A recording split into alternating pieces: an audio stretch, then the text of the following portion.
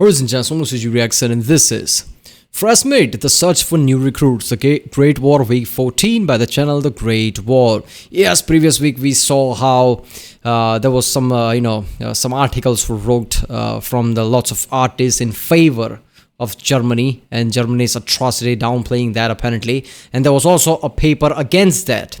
And a boy, obviously Albert Einstein was among them. Nice to see he was right side of history, I guess. So yeah, in this, I guess, people obviously are running out of recruits because all of them are getting, killed left and right and getting mowed down on the battlefield. So I guess they want more fresh bodies. That's just fucked up. After some heavy casualties during the first months of war, the armies had to look for new recruits. That sentence alone is so fucked up. While Great Britain undertook soldiers in military service to fill up their ranks, Germany was relying on reservists and inexperienced recruits. This fatal German mix was sent against smaller but much more experienced British and French troops. The resulting carnage had no military effect but was later on idealized by German propaganda and is today known as the Kindermord, child murder. That's what Kindermord means, or massacre of the innocent. This is such a great channel that it goes week by week in realistic time. So this is October 30, 2014 when this video was uploaded. So October 30, 1914. That's when all of this happened. So they're literally going week by week, 100 years later. That is just awesome. So let's watch it.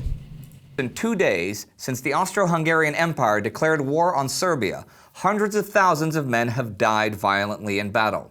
These men were the professional or trained conscript armies of Europe, but with their passing and with no end of the war in sight, the warring nations were now forced to send untrained recruits, even teenagers or middle-aged men, to die in battle like lambs to the slaughter.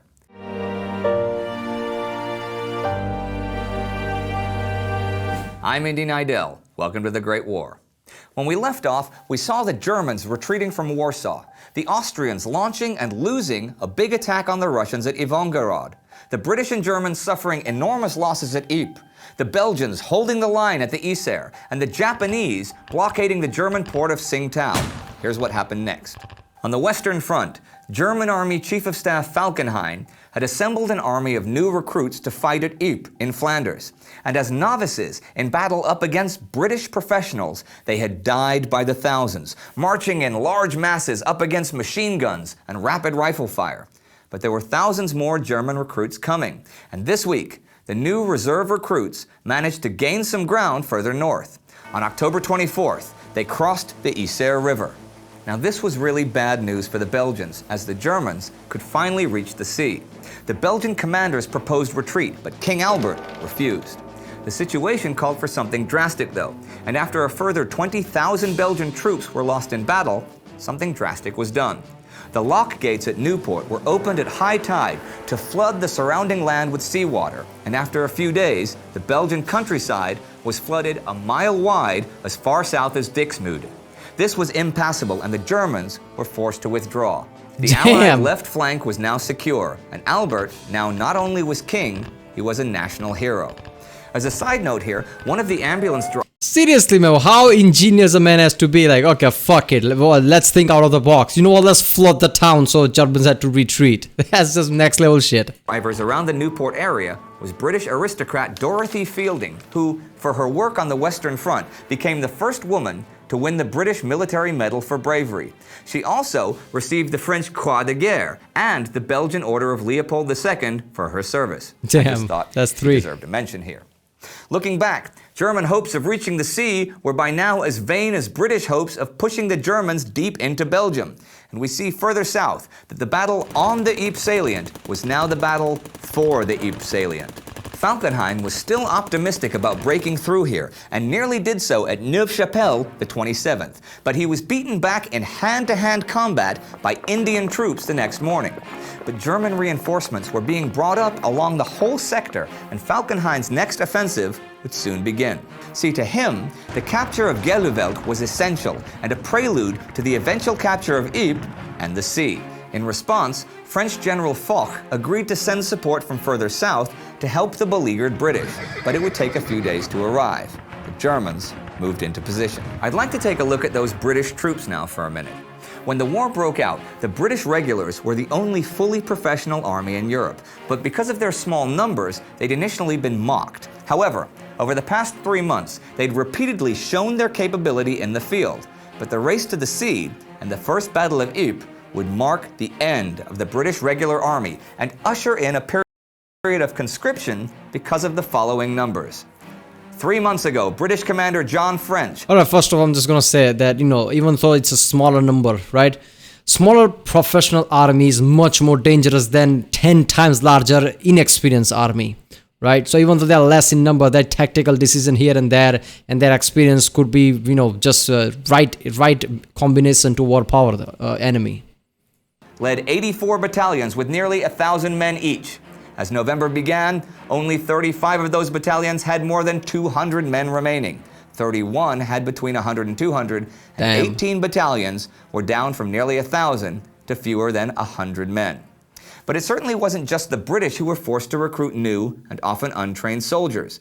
In the battles of Ypres and the Yser, the German army had sent tens of thousands of raw recruits into battle with no experience of battle or training, and their losses were catastrophic. At the cemetery of the German Volunteer Corps in nearby Langemark, the bodies of 25,000 student soldiers lie in a mass grave. Oh, come on. There are gravestones that read such names as Musketeer Brown and Volunteer Schmidt over graves that contain several bodies each.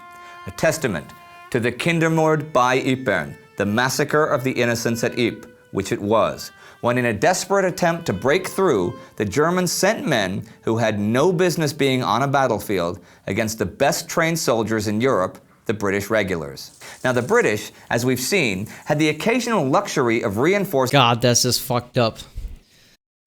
This is why World War I was so heavy, right? I mean, in the end, there is no one guy as Hitler fighting. It's just countries fighting, and even they are not seeing the, our armies literally getting empty now. So we need more recruits. How about chill out? Nobody at this point thought, this is getting a bit too out of hand. Let's just try to talk peace treaties or something. Everybody wanted to push to the end, and that's what fucked up it is. In World War II, Hitler, Nazi, understand they wanted to go all the way because they were fucked up, their ideologies were fucked up. That's understandable. World War I is, I don't know why they just kept pushing and pushing. Fuck it, army's empty, we'll just bring in new young recruits, teenager.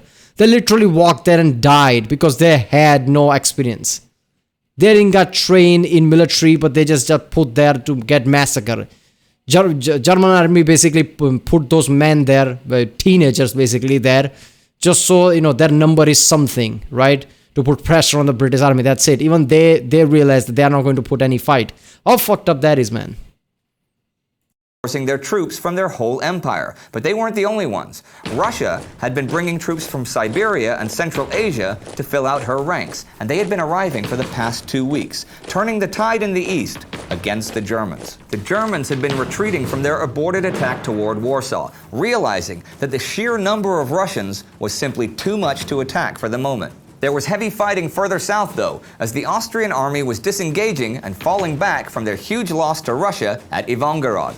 Austria was, by now, in the grip of an ammunition shortage, with artillery rations down to only 4 shells a day per piece, and there was a big defeatist mood among the Austrian army. This was compounded by an outbreak of cholera among the troops, which killed nearly 4,000 Austrians this month and weakened many more. Since it took time... Even Mother Nature's like, okay, you can't have wars like this, I'm going to kill you all. Every time there's, massive scale wars like this happen in bad condition, if not, if 2 armies won't kill each other, diseases will. Cholera's like, fuck it, it's my time. For the vaccine to be authorized and then distributed, many Austrian soldiers faked the symptoms to get away from the front lines. Austria further had the problem of Slavic soldiers defecting to join the Russians, seeing them as their true nation and not the multinational Austro-Hungarian Empire. So the Battle of the Vistula, also called the Battle of Warsaw, ended, and it did with a ringing Russian victory. The Germans and Austrians were pushed back to their original positions from which they'd begun their offensives weeks ago, and Russia had made up a lot for her losses to the Germans 2 months ago. But Russia would have more to deal with in the future than merely the Austrian and German empires, it seemed. For on October 29th, the Ottoman Imperial Navy bombed several Russian ports on the Black Sea. Russia might soon have a third empire to fight. There was a lot going on at sea this week, actually. The Audacious, one of Britain's most modern super dreadnoughts, was sunk by a German mine off the Irish coast. Since she took about 12 hours to sink, all crew were evacuated. But this was a real blow to the British fleet, who were much stronger on paper than in reality. And the sinking was not officially reported until after the war, for morale reasons. That's kind of strong, isn't it? Much more powerful on paper rather than practical. They were powerful, but it's really it's just bad luck, man. Imagine your best fucking ship, sinks because of a fucking mine. Not on a battle, on mine. How bad would feel? The admirals on the ship, they must be like, okay, this is really fucked up. Because, people like that feel it, right? Like, if I had sunk in battle, that's understandable. But fucking mines sank us, come on. And Audacious still appeared in the fleet lists. However, there were American sailors on board who took photos of the ship, and the sinking appeared in the American and subsequently the world press. So the cover-up didn't do the British authorities a whole lot of PR wonders. Also this week, the German light cruiser Emden attacked Allied ships at Penang, which is now part of Malaysia. In a quick raid, the Emden sank a Russian cruiser and a French destroyer before fleeing. The Emden was alone in the area. The rest of the German East Asia Squadron had left for Germany at the beginning of the war, and she continued her raiding adventures for another 10 days until being damaged by the Australian warship Sydney and being run aground. During her raids, Emden had captured or... Hello, one German ship is kicking Russia and all the other ships' ass, and Australians comes in like, we got you, mate. Just sinks it. Sunk over 20 civilian vessels and become the scourge of the local seas. Now, before I wrap things up today, I'd like to tell an unrelated side story here that I don't know where else to put. I got this from Max Hastings' book, Catastrophe. At this time in Ypres, Ronald Coleman was wounded in the leg and the war for him was over, but he went on to become a Hollywood star. Funny thing is, his regiment also contained Basil Rathbone, Claude Rains, and Herbert Marshall, who all also became Hollywood stars. What are the odds of that? So at the end of the week, the Belgians I'll tell you what the odds of that is.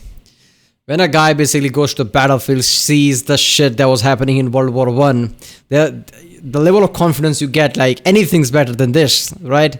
We have to put 10,000 times more effort into our shit. Anything's better than this. So they just put their all effort into becoming actors, and they did. Because at that point, after the shit they've seen, they're like, okay, we are not going back there. We have to be something now. So all of them put their effort in and became actors. That is something. Obviously, one of the key features of becoming actor is your confidence, right?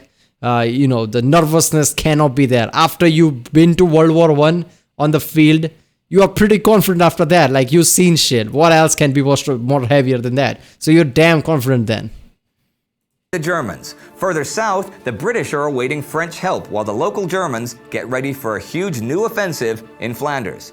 The Russians are on top now against both the Germans and the Austrians, but Russian ports have just been bombed, seemingly by the Ottomans.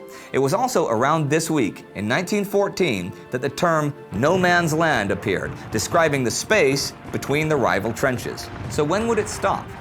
It was a good question. Now that hundreds of thousands of men had died, and the warring nations were recruiting teenagers and students to send into battle, when would it all stop? When would we win?